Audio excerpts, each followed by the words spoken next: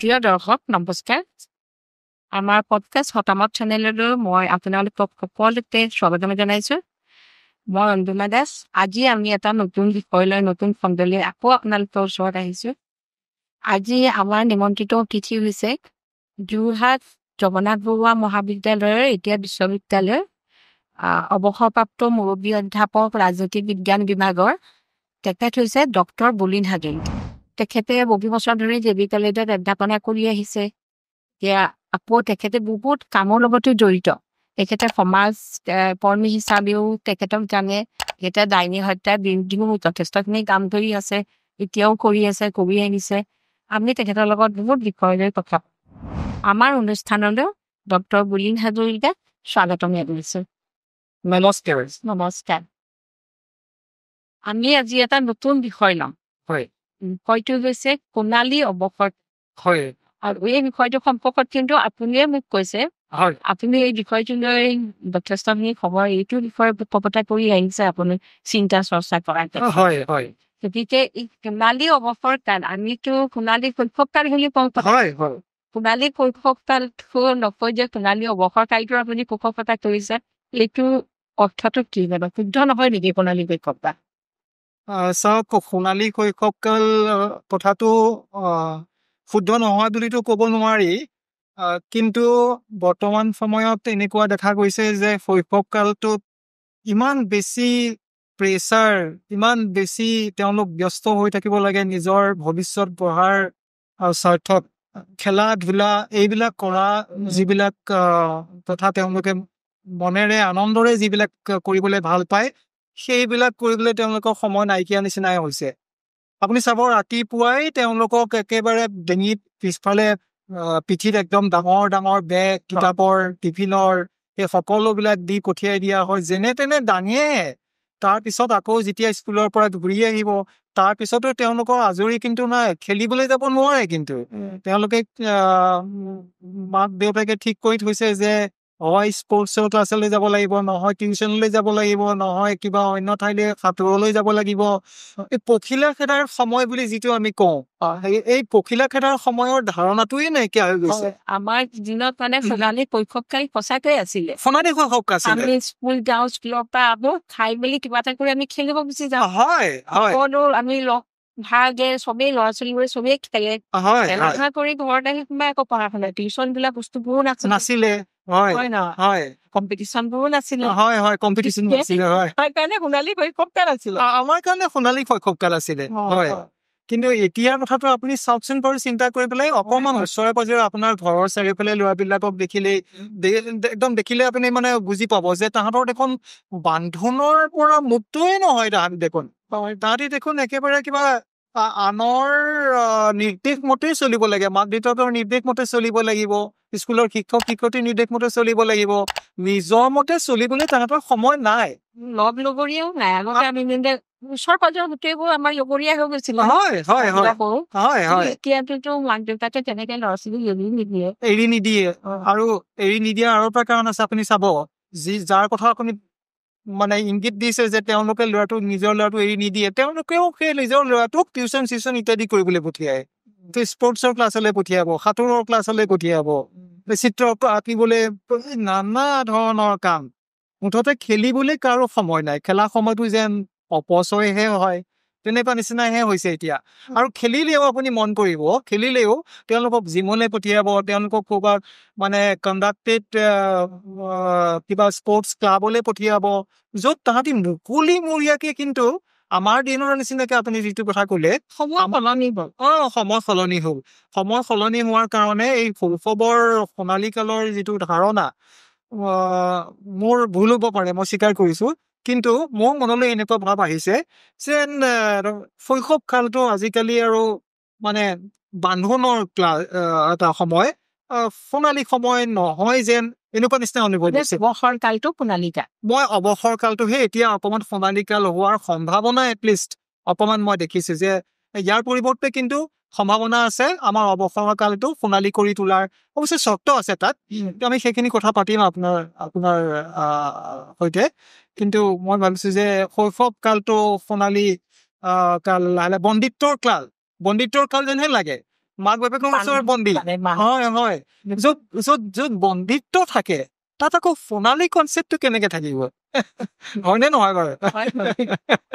এতিয়া সোণালী ধৰক যেতিয়া ল'ৰা ছোৱালীখিনিক আপুনি গ'লে পিতৃ মাতৃয়ে বন্দিত্বহে জীৱন দিয়ে হয় কিন্তু বহুত ক্ষেত্ৰত পিতৃ মাতৃয়ে ধৰক তেওঁলোকক ভৱিষ্যত সুন্দৰ কৰিবৰ কাৰণে হয় ভৱিষ্যতটো সুন্দৰ কৰিবৰ কাৰণেহে মানে সেইখিনি নিয়ন্ত্ৰণ কৰে হয় হয় হয় গতিকে সেইখিনি নিয়ন্ত্ৰণ বাৰু অপ্ৰয়োজনীয় বুলি ভাবে নেকি মই পোনছাতেই সেইটো নহয় বুলি ক'ব নোৱাৰো নোখোজে এইটো মানে অপ্ৰয়োজনীয় নহয় প্ৰয়োজন আছে তাত কিন্তু সকলোতে এটা ভাৰসাম্যৰ কথা থাকে এটা বেলেঞ্চ ৱেত আচলতে ল'ৰাটোক জীৱনটো পৰিচালনা কৰিবৰ কাৰণে পিতৃ মাতৃয়ে চেষ্টা কৰিব লাগে বিজ্ঞানসুলভ কথাবিলাকো অকমান মন কৰিব লাগে যে ল'ৰাটোৰ কেৱল মানসিক দিশেৰে উন্নত হলে নহব তাৰ লগৰীয়াৰ সৈতে উমলি জামলি ঘূৰি পেলাই স্বাভাৱিক গতিত সি যিবিলাক শিকে সেই কথাবিলাকো আমি তেওঁলোকক শিকিবলৈ মুকলিমূৰীয়াকৈ কিছু এৰি দিয়াৰ প্ৰয়োজন আছে এতিয়া মাক দেউতাকে সেই নিয়ন্ত্ৰণটো মই অপ্ৰয়োজনীয় বুলি নাভাবো কিন্তু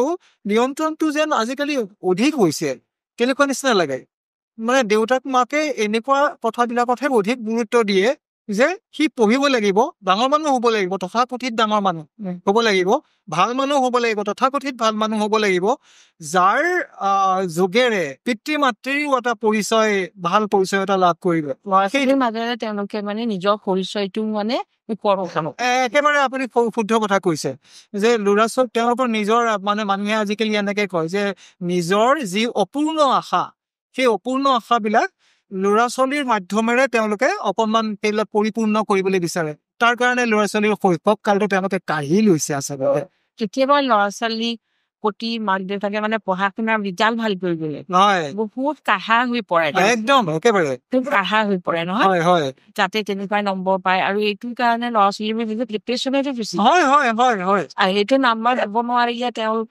ভিতৰি মৰ্মাহত হয় ল'ৰা ছোৱালীবিলাক মৰ্মাহত হয় দুখ পায় তেওঁলোকৰ মানসিক জগতো অলপ খেলি মেলি হৈ পৰে সেইখিনি কথাও কিন্তু অভিভাৱকসকলে চাব লাগে চাধা যে হয় সেই ক্ষেত্ৰত মানে নিয়ন্ত্ৰণ কেনেকে কৰিব লাগে মানে সুসংযত নিয়ন্ত্ৰণ বা কাঢ়া শাসন আপুনি এটা উল্লেখযোগ্য এটা দিশ উন্মোচন কৰিব কৈছে এইটো হৈছে নিয়ন্ত্ৰণটো কৰিব লাগিব ল'ৰা ছোৱালীক একেবাৰে মুকলি মৰিয়াকৈ যি ইচ্ছা তাকে কৰিবলৈতো এৰি দিব নোৱাৰি যিটো তেওঁৰ কাৰণে ক্ষতিকৰ সেইটো তেওঁলোকক কৰাত বাৰণ কৰিব লাগিব কিন্তু মানসিক দিশেৰে শাৰীৰিক দিশেৰে যিটো মুকলি মিৰিয়াকৈ সমাজত থাকি সমাজৰ আনসকলৰ সৈতে মিলা মিছা কৰি পেলাই এই যে মিলা মিছা বুলি কৈছো মই মিলা মিছা কথাটো মই গুৰুত্ব দিব খুজিছো মিলা মিছা কৰি পেলাই ইজনে সিজনক বুজি একেই ভাৱৰ আদান প্ৰদানেৰে সৈতে ডাঙৰ দীঘল হবলৈ সুবিধাটো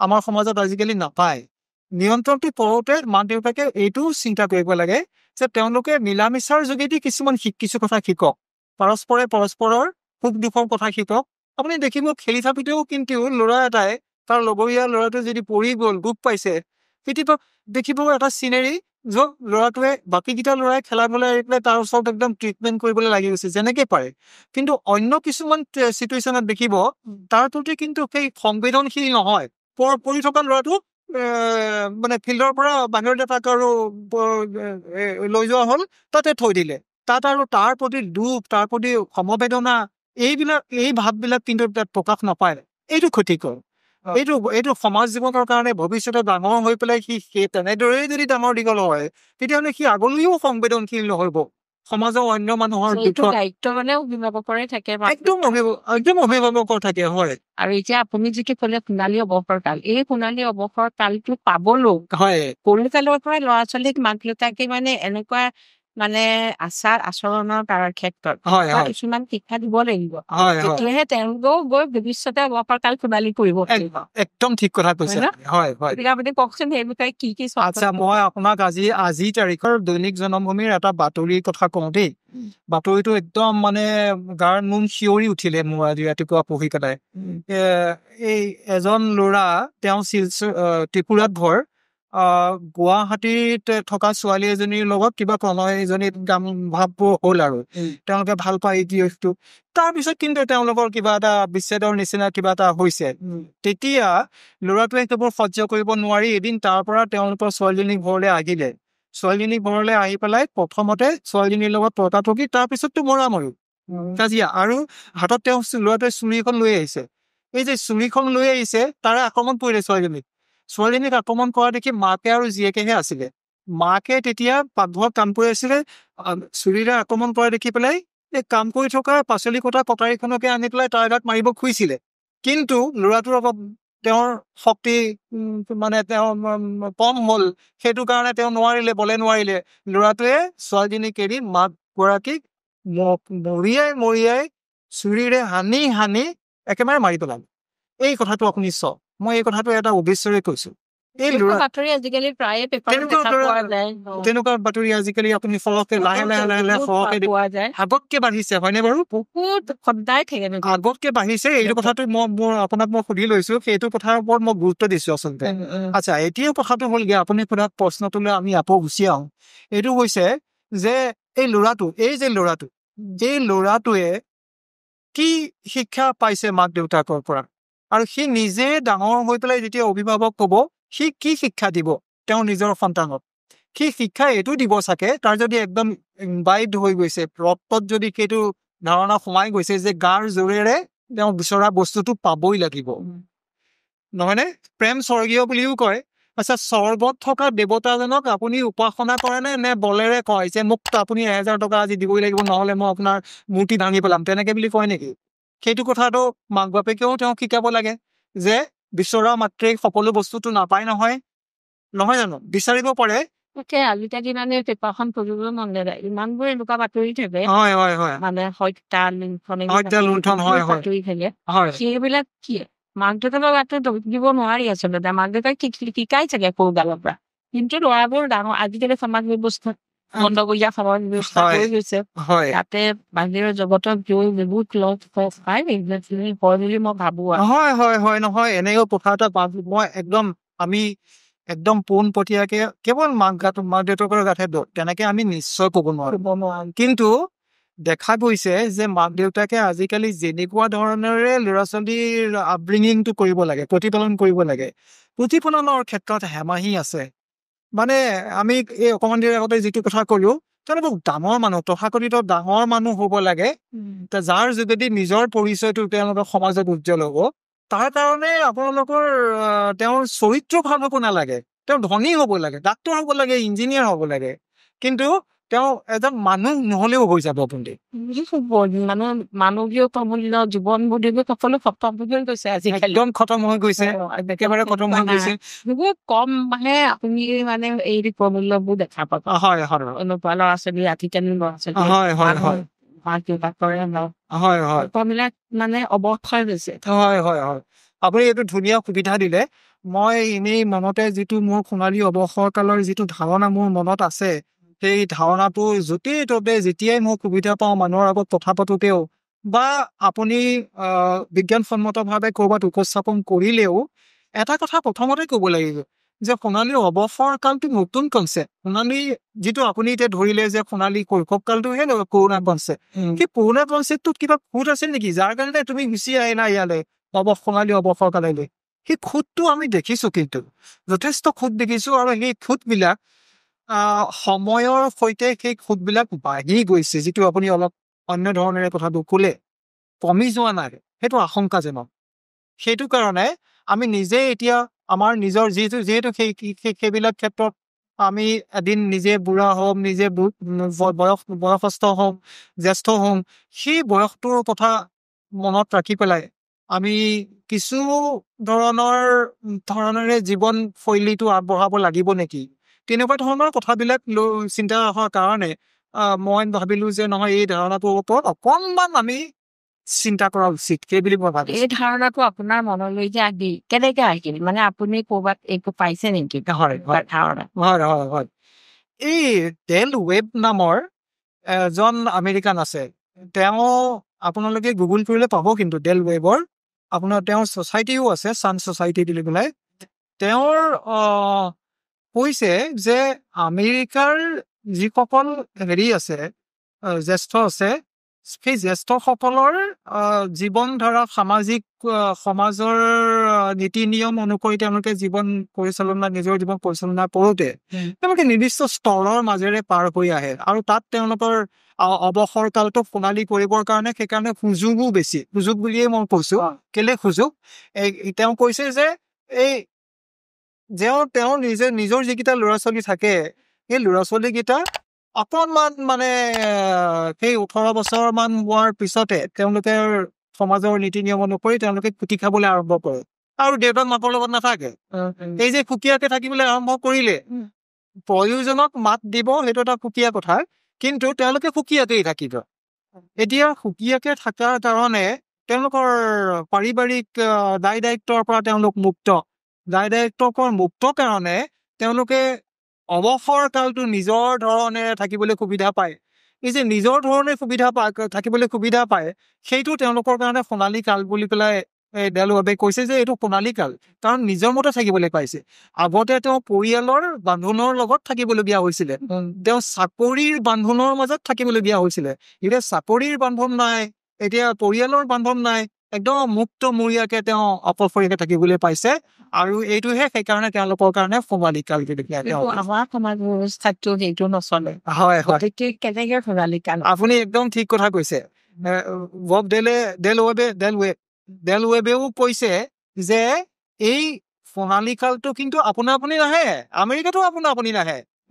এই পিছৰ কথাটোহে মানে আমাৰ কাৰণে বেছিকৈ আপোনাৰ প্ৰশ্নটোৰ ক্ষেত্ৰত প্ৰাসংগিক। তাৰমানে এই আপোনা আপুনি নাহে মানে কেনেকে আহিব না?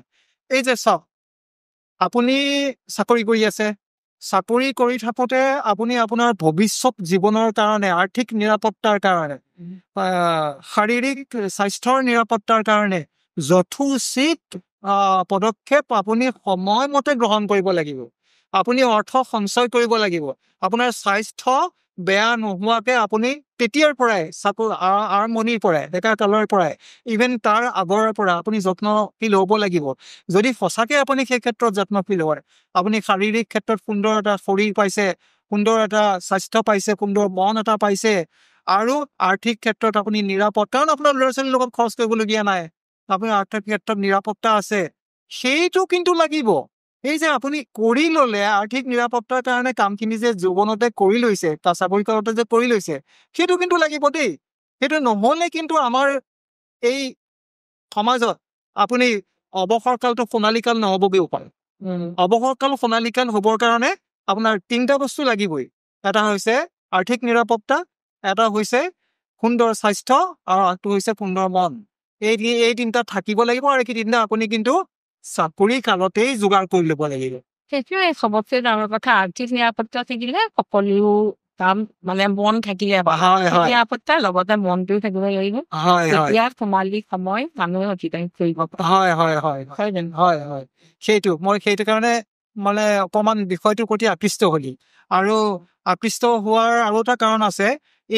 এইটোৰ যোগেদি এই যে সোণালী অৱসৰ কাল বুলি ধাৰণাটো যদি মানুহৰ মাজলৈ লৈ যাব পৰা যায়, তেতিয়া মানুহে অন্তত নিজৰ সেই যৌৱন কালত, নিজৰ চাকৰি কালত কিছুমান কেতিয়াবা নিজৰ প্ৰতি অন্যায় কৰে, সমাজৰ প্ৰতি অন্যায় কৰে, কিছুমান আচৰণ তেনেকুৱা তেওঁলোকৰ থাকে, নিজৰ মানে বদ অভ্যাসৰ কাৰণে শৰীৰ লোকচান হয়, স্বাস্থ্য বেয়া হয়, সেইবিলাক তেওঁলোকৰ কেতিয়াবা মানুহৰ মাজত কাজিয়া, দন খাৰিয়াল এইবিলাকত লিপ্ত হয়, যাৰ যোগেদি তেওঁৰ স্বভাৱটো বেয়া হয়। সেইবিলাকৰ পৰা আঁতৰি থাকিব পাৰিলে, আপুনি যদি নিজৰ এটা সুন্দৰ অৱসৰ কাল বিচাৰিছে, চৰ্ত সেইটো আছে। দেলৱেবেও কৈছে এই চৰ্তকেইটা কিন্তু থাকিব লাগিব, পূৰণ কৰিব পাৰিব লাগিব, তেতিয়াহে আপোনাৰ অৱসৰ কাল সোণালী কাল। আমাৰ কিন্তু অৱসৰ কাল হোৱাৰ পিছত যদিও মানে মাক দেউতাকে হওক, বৃদ্ধ অৱস্থাত তেওঁলোকৰ কেতিয়াবা আলাই এথানিও হয়। হয়তো পুত্ৰ বোৱাৰীয়ে শুনিয়ে থাকো সেইপাৰত ৰাস্তাত এৰি থৈ, কোনোবাই বৃদ্ধাশ্ৰমত থৈ পেলাই খবৰে নলয়। এনেকুৱা মানে সেইবোৰ কথা আমাৰ বহুত কম ঘটনা, বহুত চবৰে তেনেকুৱা নহয়, দুই এটা ঘটনা হয়। সেই দুই এটা ঘটনাৰ পৰা পৰিত্ৰাণ পাবলৈও মানে অভিভাৱকসকলে নিজে ব্যৱস্থা কৰিব লাগিব। এনেকুৱা কিয় হয় সেইটো ভাবিব লাগিব। হয়, মানে কথাটো হৈছে কি, আপুনি যে কৈছে যে দুই এটা ঘটনা হয় তাত মোৰ অকণমান মানে ক'বলগীয়া আছে নেকি মানে ক'বলগীয়া এইটোহে আছে বেছি হয় বুলি মই এতিয়াই ক'ব খোজা নাই কিন্তু আপুনি মোৰ লগত চাগে মত আপোনাৰ একেই হ'ব ঘটনাবিলাক কিন্তু দিনে দিনে বাঢ়ি আহিছে এই যে বাঢ়ি আহিছে সেইটো লৈ পেলাই আমি চিন্তিত হোৱা উচিত মানে কথাটো হৈছে কমি যাব লাগিছিলে বেয়া ঘটনাবিলাক যদিহে বেয়া কিন্তু বাঢ়িহে আহিছে তাৰমানে আমি ক'ৰবাত ভুল এটা হৈছে ক'ৰবাত মইতো মোৰ মতে এনেকুৱাও হ'ব পাৰে দেই আপুনি কি ভাবে নাজানো এই যে মাক বা দেউতাক তেওঁলোকৰ হয়তো সৰু পৰা ল'ৰা ছোৱালী কেইটাক অকমান নালাগিনি কৰে হ'ব পাৰে সেইটো হ'ব পাৰে যিটো কাৰণে ল'ৰা ছোৱালীৰ মনত এফেক্ট এটা হয় ভৱিষ্যতে তেওঁলোকৰ দেউতাকৰ প্ৰতি মানে হেৰিটো নাথাকে আগ্ৰহ সেইটো নাথাকে শ্ৰদ্ধাটো নাথাকে বহুতে তেনেকুৱা কৰে মানে বা কৰে কাৰণে হ'ব পাৰে হয় নহয় বাৰু আপুনি এনেকুৱা ঘটনা নিশ্চয় শুনিছে আপুনি মোৰ সমাজৰ লগত জড়িত হৈ থকা মানুহ গতিকে আপুনি শুনিছে যে ঘৰত সদায় আমি আপুনি কৈছিলে যে জে বি কলেজত কাম কৰি থাকোঁতে আমি কিবা কিবি কাম কৰিছিলোঁ তাৰ ভিতৰত এটা কাম কৰিছিলোঁ এই গাঁওকেইখনত সদায় মানে আপোনাৰ গধূলিৰ সময়ত মানুহজন বজাৰ চজাৰ এইবোৰ সাধাৰণ কাম কৰে তেওঁলোকে ঘৰলৈ যেতিয়া ঘূৰি আহি পেলাই মদ্যপান কৰি আহে আৰু মদ্যপান কৰি আহি পেলাই মহিলাগৰাকীক পিতে এই দিব্যজ্যোতি দত্ত বুলি এতিয়া আকৌ নতুনকে মানে হেৰিয়ালৈ আহিছে লাইটলৈ আহিছে অচি এজন আছিলে তেওঁ কিন্তু এই ক্ষেত্ৰত বৰ কাৰা আছিলে চুলাই মদ বনাই আৰু তেওঁ চুলাই মদবিলাক এই অঞ্চলৰ গোটেইবিলাক ভাঙিছিলে 100 গৰাকী মহিলা লৈ পেলাই আমি আমাৰ জে বি কলেজত তেওঁলোকৰ নিজৰ কাহিনী নিজে কওকচোন ল'ৰা ছোৱালীয়ে শুনক অকণমান সজাগ হওক সচেতন হওক সেই বুলি পেলাই তেওঁলোকক মাতিছিলোঁ তেওঁলোকৰ ভিতৰত এগৰাকীয়ে কৈছিলে যি চিতা চাবৰ এখন কিনি আহিছে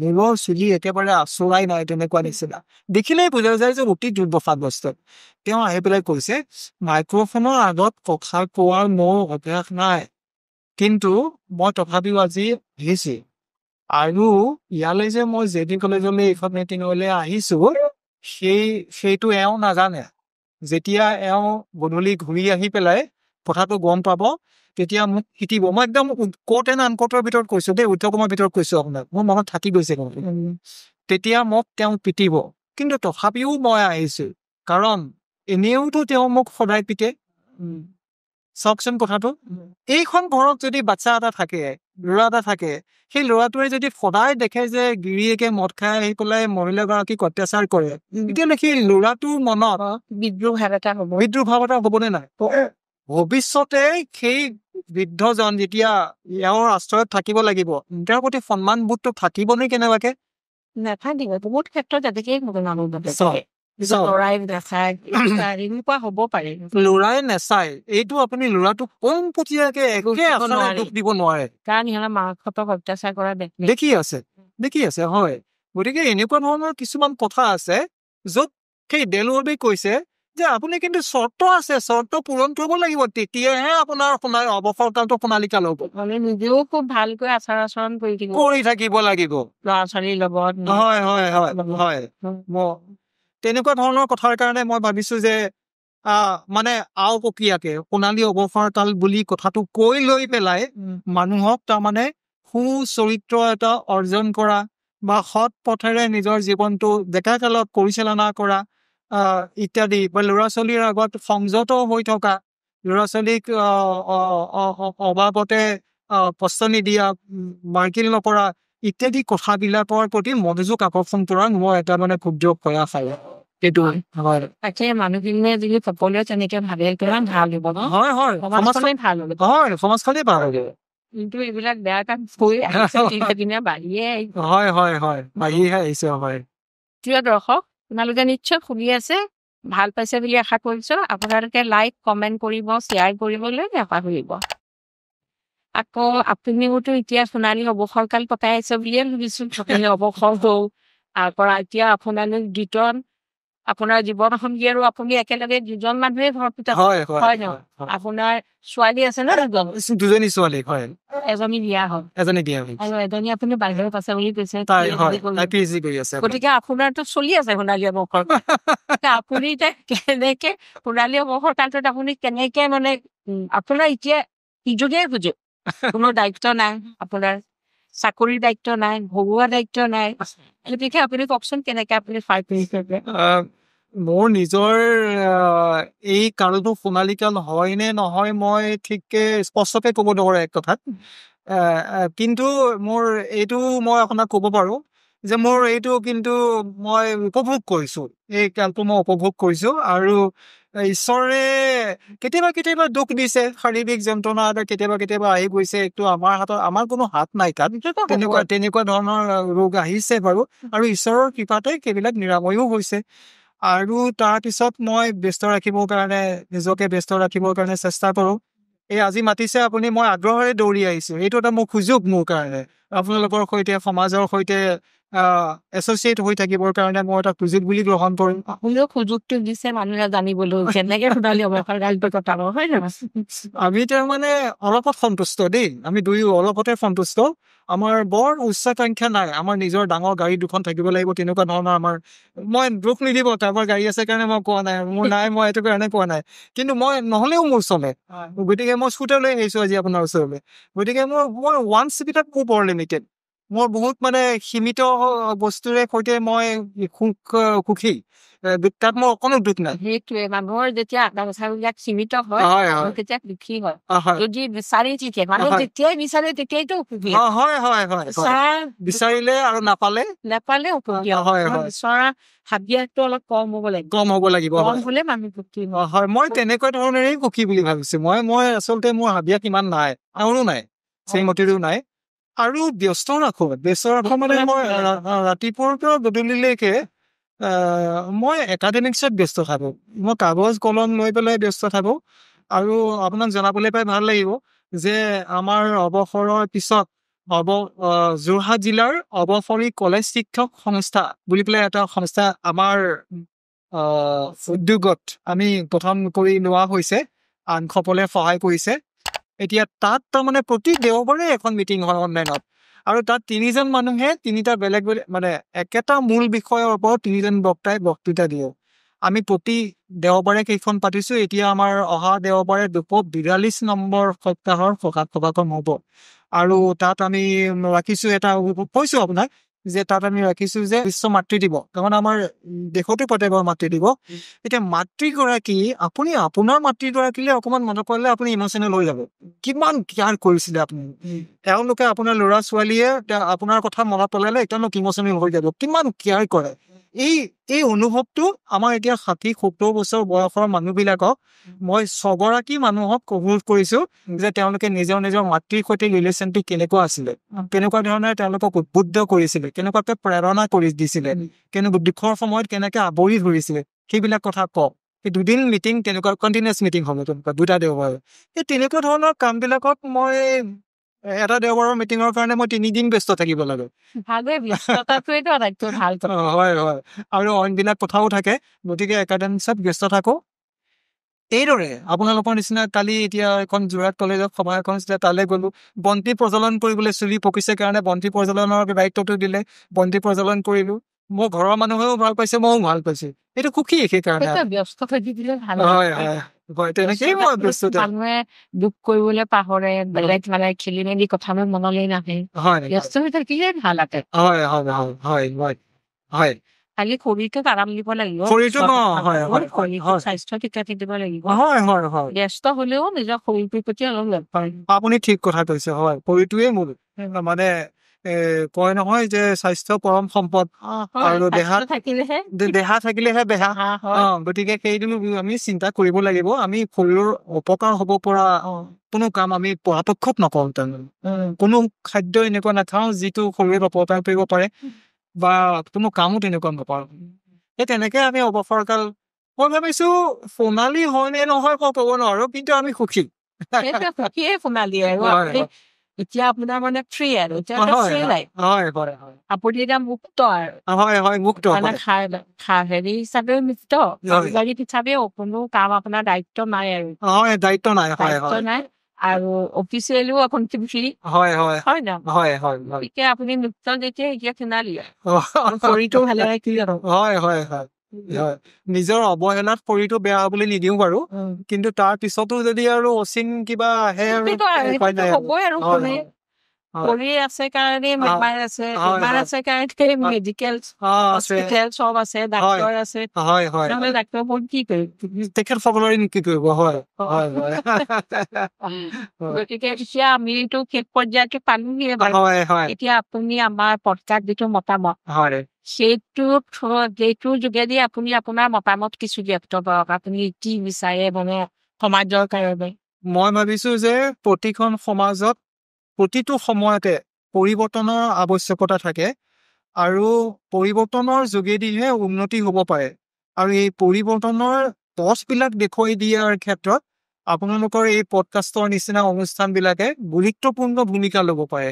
কাৰণ হৈছে আপোনালোকে এই পডকাষ্ট অনুষ্ঠানলৈ সমাজৰ বেলেগ বেলেগ ক্ষেত্ৰৰ মানুহক নিমন্ত্ৰণ কৰে, তেওঁলোকৰ ধ্যান ধাৰণাৰ সৈতে বাকীসকলক সংযোগ কৰে আৰু সেইদৰেই মানুহে একোটা পথ লাভ কৰে, যিটোৰ যোগেদি তেওঁলোকে নিজৰ মুক্ত মনেৰে আনন্দ মনেৰে জীৱন অতিবাহিত কৰিব পাৰিব আৰু সমাজলৈও কিছু তেওঁলোকৰ অৱদান আগবঢ়াব পাৰিব।